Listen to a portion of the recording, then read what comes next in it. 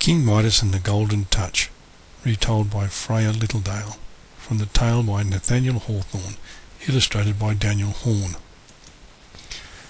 King Midas and the Golden Touch, retold by Freya Littledale, from the tale by Nathaniel Hawthorne, illustrated by Daniel Horn.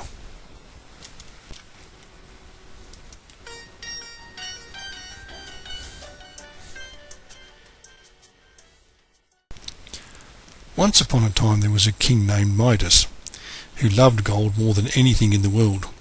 But the more gold he had, the more gold he wanted. He lived in a splendid palace with his little daughter, Marigold. Every morning, Marigold went out to the rose garden to pick flowers, chase butterflies, and feed the birds. And every morning, King Midas went to a secret room beneath the palace where he kept his golden treasures.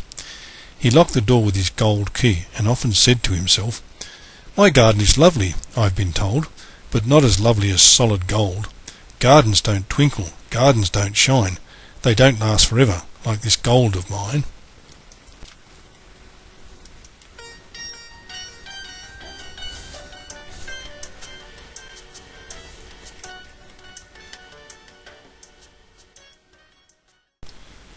One morning, King Midas sat in his secret room, building tiny towers with his gold coins.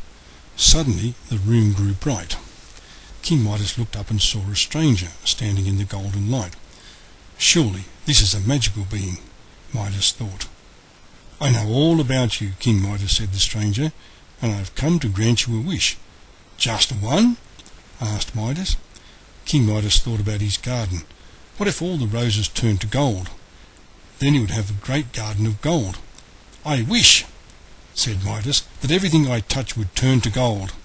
"Aha," said the stranger, "you want the Golden Touch. Will it make you happy?" "Yes, yes," cried Midas. "How could it fail?" "Very well," said the stranger. "Tomorrow at sunrise your wish will come true." Then the stranger disappeared.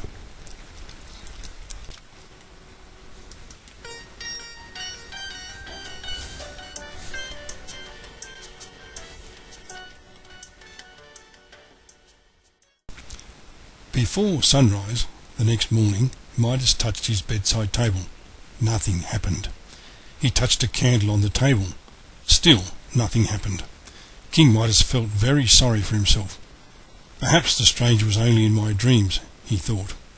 But then, as the first sunbeam shone through the window, his blanket turned to gold. It was as fine as a spider's web.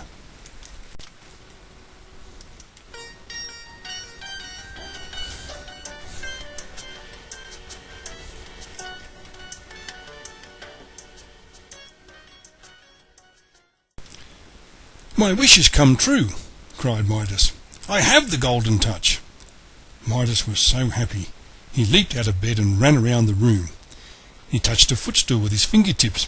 At once it changed to gold. He picked up a book. The cover turned to gold. It was wonderful to see. But when he opened the book, all the words were gone. Every page was a blank sheet of gold. King Midas put on his clothes and looked in the mirror. "Amazing!" he thought. The silk had changed to spun gold. It felt just a little heavy, but Midas didn't mind.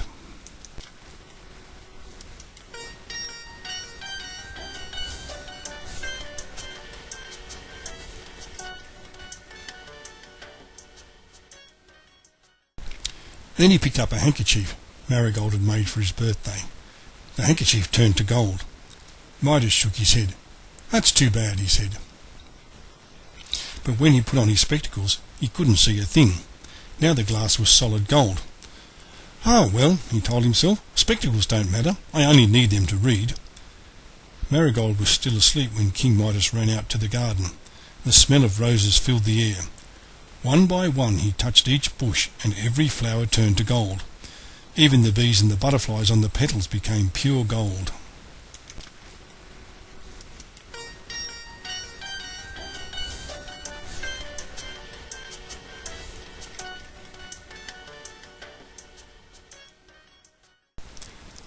By now, Midas was very hungry, so he rushed back to the palace for breakfast.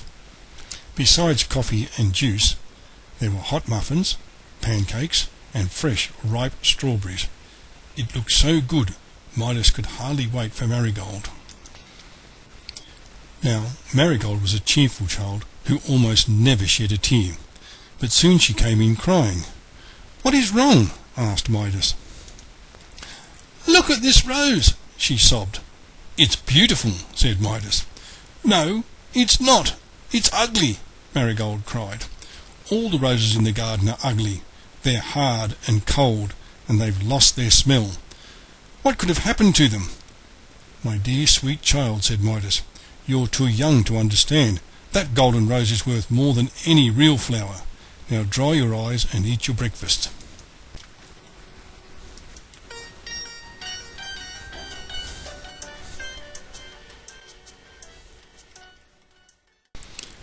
King Midas poured his coffee. At once the pot turned to gold. So did the cup and saucer. "I'll have to build another room to keep my new treasures safe," he thought. "I'll start this very day." Then Midas took a sip of coffee.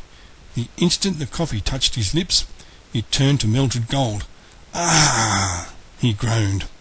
"What's the matter?" asked Marigold. She was eating a pancake covered with butter and syrup. "Nothing, dear," he told her.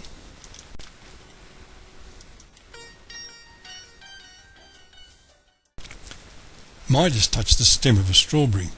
Right before his eyes, the juicy red fruit burst into pure gold, stem and all.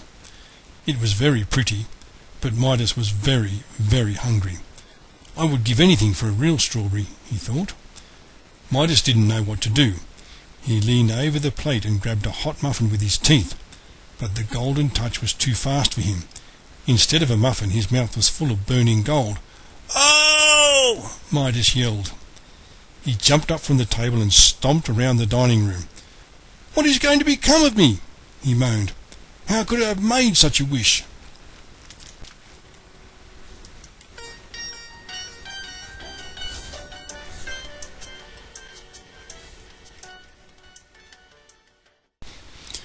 Marigold ran to him with tears in her eyes.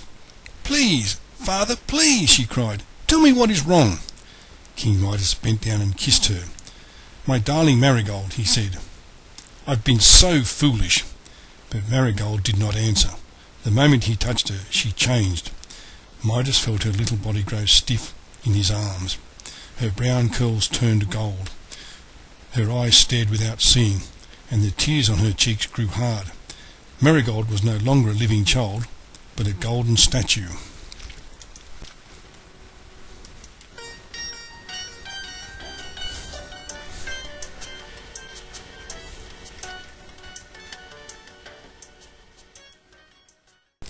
"What have I done?" cried King Midas. "With all my riches I am the poorest man on earth," and he fell to his knees and wept. Just then the hall shone with a golden light.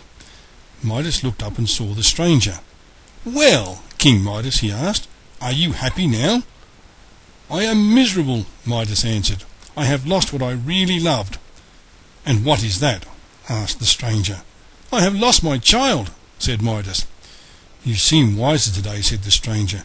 "Would you give up your golden touch?" "I hate gold," said Midas.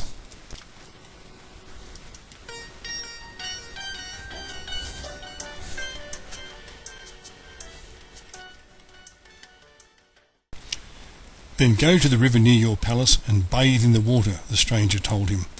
"Fill a pitcher with the same water and sprinkle it over everything you wish to change." The stranger disappeared. Midas lost no time. He grabbed a clay pitcher and trembled as it turned to gold.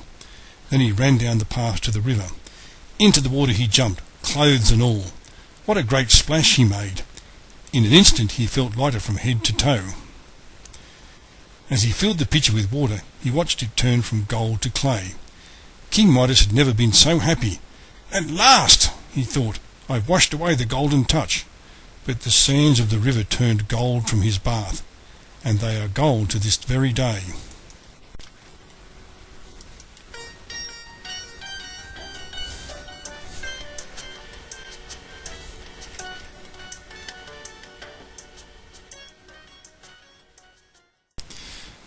Midas rushed back to the palace.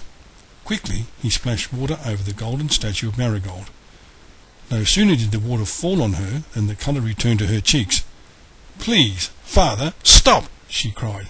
"You're getting my dress all wet." A glimmer of gold remained in Marigold's hair, but she did not know she had been a golden statue. She knew nothing about the golden touch, and Midas did not tell her. Outside in the garden, King Midas sprinkled water over every golden bush. The garden came back to life.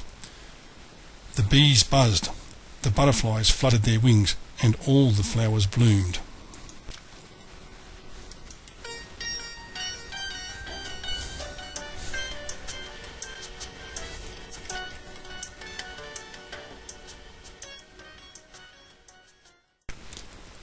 Years later, when King Midas was a very old man, Marigold's children sat in his lap as he stroked their silken curls.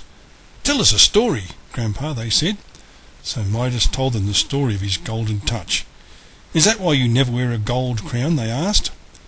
"That's right, my little ones," he said. "Ever since that day I've hated the sight of gold. The only gold I love is the gold in your hair."